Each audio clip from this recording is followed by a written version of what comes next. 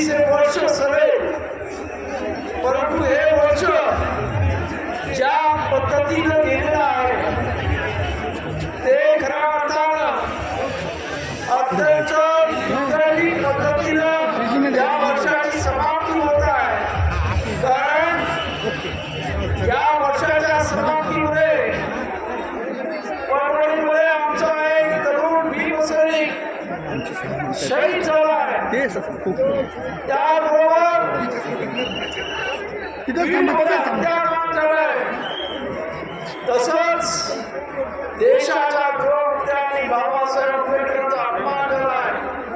अशा पद्धतीनं हे 2024 वर्ष अत्यंत दुर्दैवी पद्धतीनं या समाप्तीकडे झुकत आहे। मला आशा आहे की 2025 हे बाबासाहेब आंबेडकरांच्या लेकरांचं वर्ष असेल आणि त्यामुळं पहिल्यांदा मी तुम्हा सर्वांना येत्या नवीन वर्षाच्या हार्दिक हार्दिक शुभेच्छा देतो। आंबेडकरी जनतेच्या मनामध्ये असणाऱ्या धार्मिक, सामाजिक आणि राजकीय इच्छा पुढे हो ही आंबेडकरी जनतेसाठी आणि आंबेडकरी विचारावरती निष्ठा असणाऱ्या लोकांसाठी या माझ्या मनापासून शुभेच्छा देतो। त्याच पद्धतीनं आज आपण या इथे लाखोच्या संख्येने जमलेलो आणि उद्या प्रचंड मोठा जनसमुदाय या भीमा कोरेगावला येणार आणि 500 महान सैनिकांनी 207 वर्षापूर्वी एक इतिहास घडवला। तर या देशाच्या 2500 वर्षाच्या इतिहासामध्ये एक नवीन सोनेरी पान निर्माण केलं। या देशामध्ये असणारी जातीवादी, मनुवादी असणारी सत्ता इकडची संपवली। अशा पद्धतीनं देशातल्या तमाम दलितांना, बहुजनांना, या देशातल्या 85% लोकांना ज्याने जाती व्यवस्थेच्या जोखडाखाली अडकून ठेवलं होतं आणि त्याला शिक्षणापासून आणि इतर सर्व गोष्टींपासून बंदी घातली होती, ती खऱ्या अर्थानं या 1 जानेवारी 1818 मध्ये हे युद्ध जिंकून आमच्या या महान शूर सैनिकांनी या देशामध्ये एक नवं पर्व सुरुवात केलं आणि त्यामुळं आपण पाहतो त्यानंतर पुढे सर्वांना शिक्षण खुलं झालं। या इकडचे परवडे खुले झाले।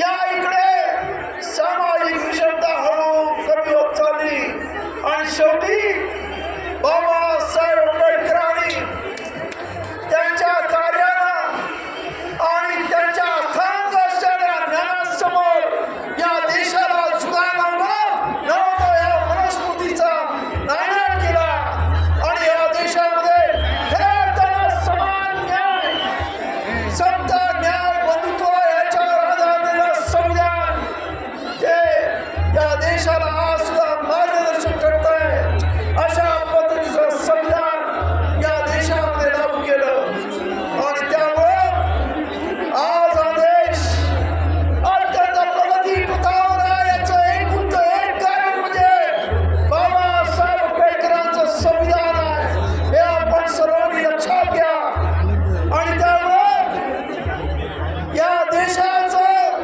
हा देश अखंड राहायचा असेल आणि ह्या देशामध्ये तुम्हाला स्वाभिमानाने जगायचं असेल तर या देशाचं संविधान टिकलं पाहिजे, हे प्रत्येक आंबेडकरवाद्याने तर या देशातल्या प्रत्येक माणसाने लक्षात ठेवायला पाहिजे।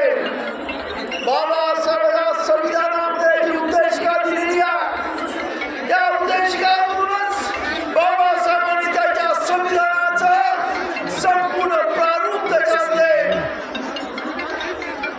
दाखवून दिलेलं आहे की हे आमचं संविधान या देशातल्या गरीब, दलित, कष्टकरी, शेतकरी आणि सर्व जाती धर्म